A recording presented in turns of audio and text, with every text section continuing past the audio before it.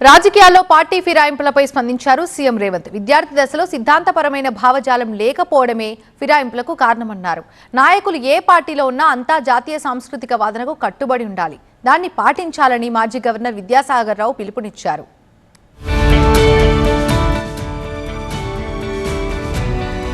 మాజీ గవర్నర్ చెన్నమనేని విద్యాసాగర్ రచించిన ఉనిక పుస్తకావిష్కరణ సభలో పాల్గొన్న సీఎం రేవంత్ రెడ్డి కీలక వ్యాఖ్యలు చేశారు.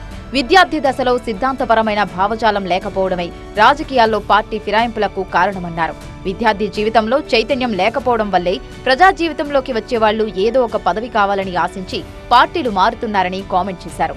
మళ్లీ చైతన్యవంతమైన విద్యార్థి దశ రాజకీయాలను ప్రోత్సహించాల్సిన అవసరం ఉందని అభిప్రాయపడ్డారు.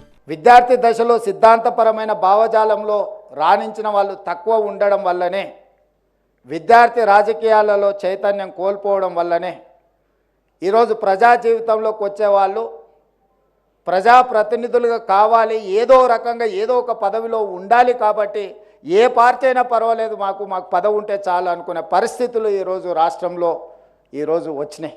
అధికార ప్రతిపక్షాలు కలిస్తేనే ప్రభుత్వమని అన్నారు సీఎం రేవంత్. ప్రభుత్వం తీసుకునే నిర్ణయాల్లో లోపాలు ఉంటే ప్రతిపక్షాలు ఎత్తి చూపాలన్నారు. అందుకే విపక్షానికి కూడా ఓ ఫ్లోర్ లీడర్ ఉన్నారని చెప్పారు. కానీ కాలక్రమంలో ఆ స్ఫూర్తిని కోల్పోయామన్నారు.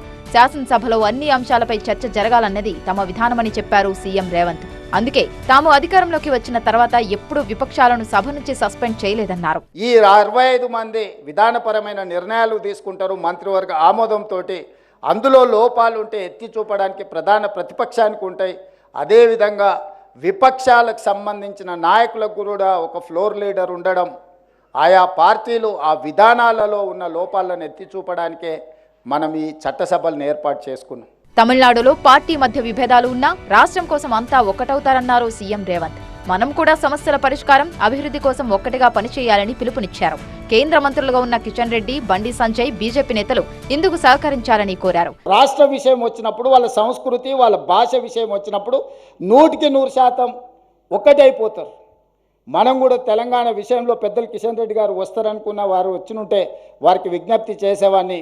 రాబోయే క్యాబినెట్లో మనం మెట్రో రైలు, ఎందుకంటే క్యాబినెట్ అప్రూవల్ ఉండడం ద్వారా మనం కేంద్ర ప్రభుత్వం సహకారం అందితే వేగంగా ఈ నగరాన్ని అభివృద్ధి చేసుకోవచ్చు. నాయకులు ఏ పార్టీలో ఉన్నా జాతీయ సాంస్కృతిక వాదనకు కట్టుబడి ఉండాలని, దాన్ని పాటించాలని మాజీ గవర్నర్ విద్యాసాగర్ రావు అన్నారు. నేతలు, ప్రజలు కక్షలు వదులుకుంటే దేశం విశ్వగురుగా మారే అవకాశం ఉందన్నారు. తన ఆత్మకథ ఉనిక పుస్తకంలోనూ ముఖ్యమైన అంశం ఇదేనన్నారు. పుస్తకంలో ఉన్న ముఖ్య అంశాలు ఏమిటంటే అందరూ కూడా, ప్రజలు, రాజకీయ నాయకులందరూ కూడా సాంస్కృతిక జాతీయవాదం ఏదో భారతదేశం ఉందో ఆ జాతీయవాదాన్ని నమ్మాల్సినటువంటి అవసరం ఉంది. కక్షలు, కార్యక్రమాలను వదులుకొని అందరూ ఒకటైతే ఈ దేశం విశ్వగురుగా అయ్యేటువంటి అవకాశం ఉంటుందనే విషయాన్ని చాలా సందర్భాల్లో చెప్పడం జరిగింది. యువతలో శ్రమశక్తిని బయటకు తీయడమే ఇప్పటి నేతలకు అసలైన సవాలన్నారు విద్యాసాగర్ రావు. సీఎం రేవంత్ తీసుకొచ్చిన స్కిల్ డెవలప్మెంట్ ఆలోచన ఎంతో మంచిదని, తాను కూడా యువతలో స్కిల్ డెవలప్మెంట్ పెంచేందుకు గతంలో కృషి చేశానని చెప్పారు. సీఎం రేవంత్ హైడ్రా ఆలోచన అభినందనీయమని కొనియాడారు. స్కిల్ యూనివర్సిటీ వల్లనే రేపు అందరికీ కూడా ఉద్యోగాలు వచ్చేటువంటి అవకాశం ఉంది.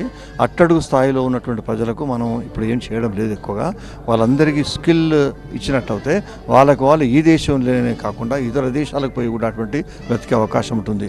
నేను స్వయంగా 4 స్కిల్ డెవలప్మెంట్స్ నా ఎంపీ ర్యాడ్లో నిర్మాణం చేసి నేను ఒక దాదాపు కొన్ని వేలాది మందికి నాడు సాయం చేసే అవకాశం కలుగుతుంది. రాజకీయాల్లో అజాత శత్రువుగా మెలిగిన విద్యాసాగర్ రావు జీవితం ఈ తరం నాయకులకు ఆదర్శమని కార్యక్రమంలో పాల్గొన్న ప్రముఖులు అభిప్రాయపడ్డారు. ఆయన రాజకీయ అనుభవం రాష్ట్రానికి, దేశానికి అవసరమన్నారు.